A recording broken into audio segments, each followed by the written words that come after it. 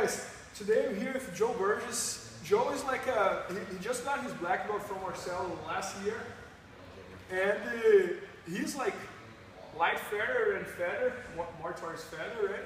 And guys, he has one position that in my opinion is the best one in the world. Maybe the best one in the world together with Marcelo, because he got it from Marcelo, but he's doing that so well that he might be even like same level as Marcelo in that position.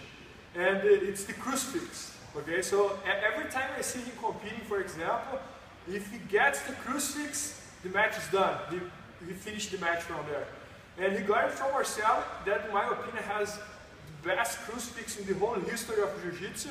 And Joe developed it so well that today might be even like same level as Marcelo. So I'm gonna ask him to show like the most basic Crucifix we have, the one that comes from the turtle. And he's going to show all the details that he used to keep and to finish from the Crucifix. For example, when I try to do the Crucifix, many times I get it, but I end up losing the position. I don't get to finish the guy from there. Sometimes I don't even score anything. I don't get to advance the position from there. When Joe gets it, it's like done. He's going to get the submission from there.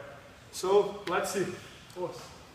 So guys, we're just going to start here attacking turtle, all right? And I always like to connect a seatbelt or even a 2-on-1 control here, all right?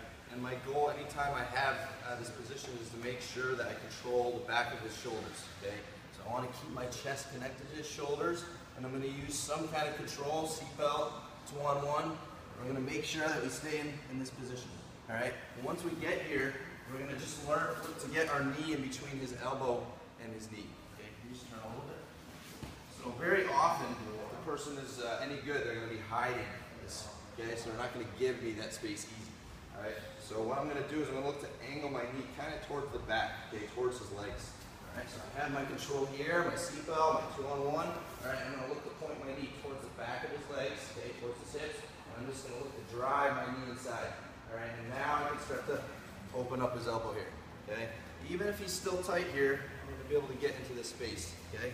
Now, once I get to this position, I'm going to look to use my hands to start opening up the space, okay? So I'm going to look to use this hand to kind of start peeling his hand out a little bit, and my goal is to attach my heel and my knee together, all right? We have two ways that we can do this. We can either bring our heel over his wrist, okay?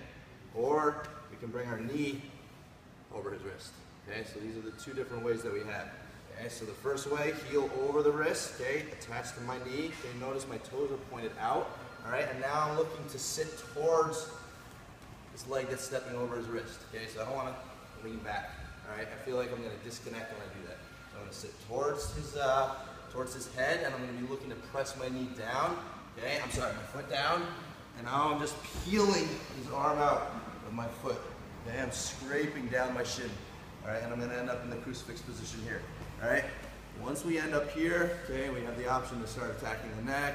Of course, we can use the collar, all right.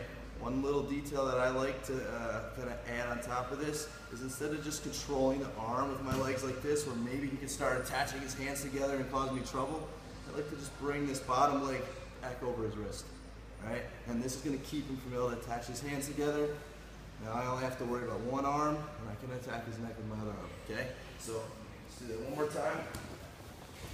But here, all right, we're using either a seatbelt or a 2-on-1 control. Okay, I prefer the 2-on-1 to keep our chest connected to the back of his shoulder blades. Okay, I'm going to aim my knee inside towards the back of his leg, okay, towards his hips.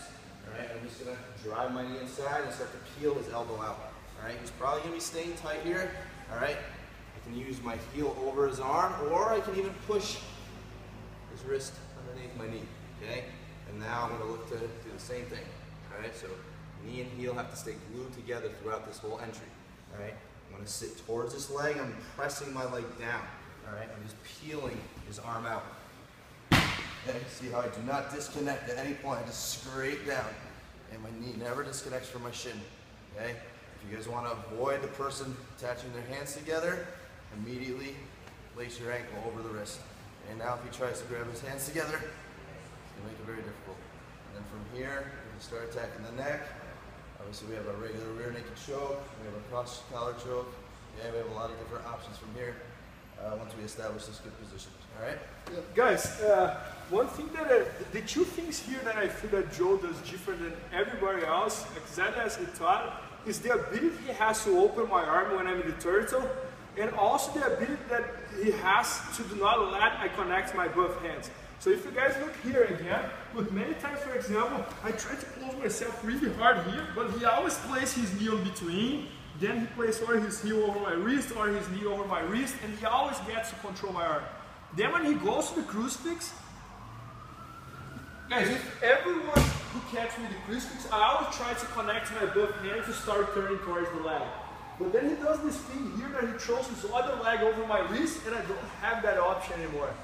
So in my opinion, this is what makes Joe's crucifix different than everywhere else. And this, I'm pretty sure, like, it's probably the best crucifix in the world nowadays, together with Marcelo, or maybe one or two more guys in the whole world. So it's a big pleasure to have Joe here. Thank you so much, Thank you, Joe.